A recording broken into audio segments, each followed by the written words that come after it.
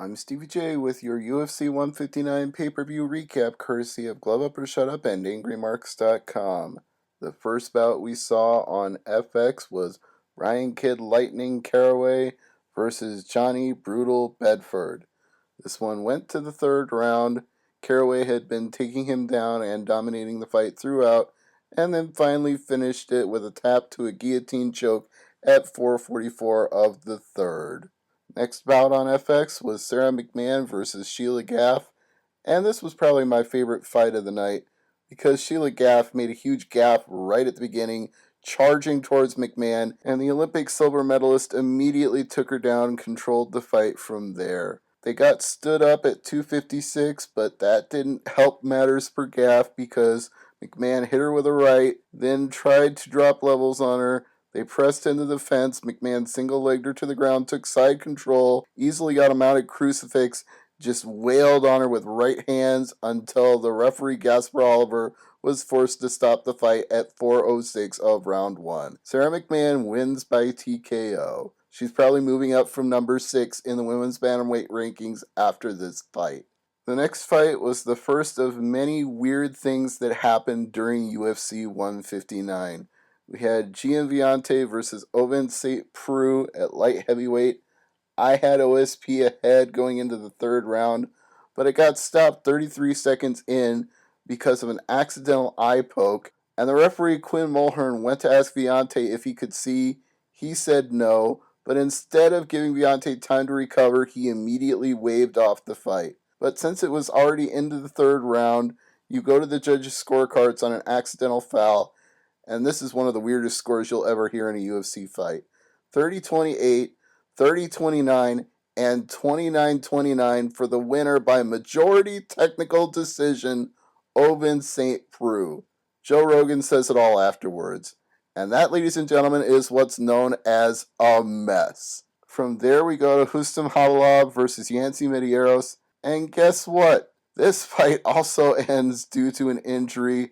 Mergliata stops the fight at 2:32 of the first round because Yancy Medeiros dislocated his thumb. Rustam Habalov wins by TKO due to injury. That was the last fight on FX.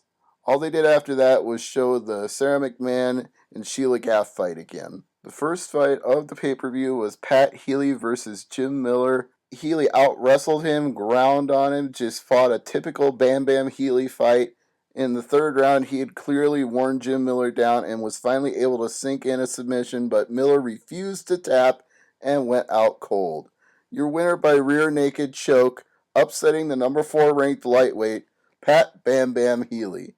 But if you'd been watching him fight in Strikeforce, you know that's not necessarily an upset. It is in the rankings, but I predicted Healy going in, and I'm not surprised. Next up, another fight where I wasn't surprised by the decision, only how he arrived at it. Phil Davis beat Vinny Magalhaes 30-27 times 2 and 29-28, but he won it with boxing.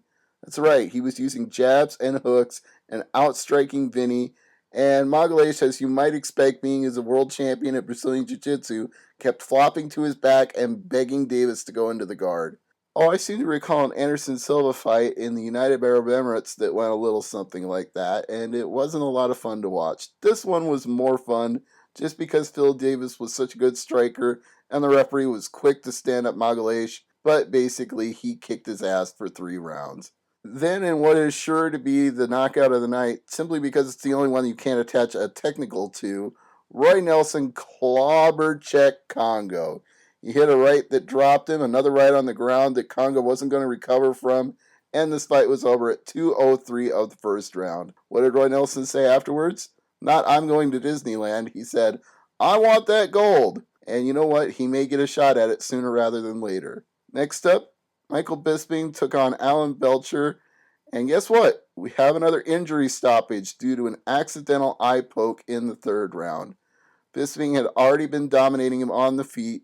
Much like Phil Davis did earlier with Vinny Magalhaes, he used superior boxing technique to just outstrike Alan Belcher.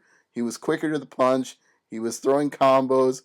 He probably could have stopped him at some point, but unfortunately the injury was what stopped the fight. And in fact, Bisping poked him so hard in the eye, a surgically repaired eye, that he started bleeding from it. He was hugely apologetic about it, but regardless of the fact, it did go to the third round, so we did get another judges' scorecard technical decision. Bisping gets two 30-27s and a 29-28. And our main event didn't get out of the first round. John Jones defeated Chael Sonnen by TKO. He just overwhelmed him on the ground with a knee to the body, right hands and elbows, and the referee decided there was no chance that Sonnen was going to recover from that. And his face did look pretty swollen up after the fight was stopped. That isn't the real story here. Joe Rogan went over to interview Johnny Bones Jones about the victory, and Jones looked down at his foot, and his left big toe was pointing the opposite direction of the rest of his toes. And Jones is like, "Oh, damn, I broke my foot." And Joe Rogan's like, "How does that feel right now?" And Jones is like, "Oh, when the adrenaline dump wears off, this is going to really hurt." And Joe Rogan's like, "Yeah, that's pretty messed up. Let's have the doctor take a look at that." Rogan goes over and gets the stool for Jones so he can sit down and interviews him while the doctor is attending to his foot. Jones guts it out and says that he went out there to out Sonnen, and that's exactly what he did. Sonnen is gracious in defeat afterwards and says, "He was the better man tonight. I thought I had more in me. I just couldn't get it done. He's really strong. He's really quick. I'm going to think this one over for a while. I'm not one of those guys that's going to stick around if there's not a road to the title for me, and that was probably my last title shot." So Sonnen's basically acknowledging he's going to go back to being an analyst and commentator for Fox, which I'm fine with because he's very great at that job. So that's your UFC 159 recap. Oh, they did bonus about afterwards from Facebook. Steven Siler beat Kurt Hollabaugh by unanimous decision, 29-28 across the board. I'm Stevie J from AngryMarks.com.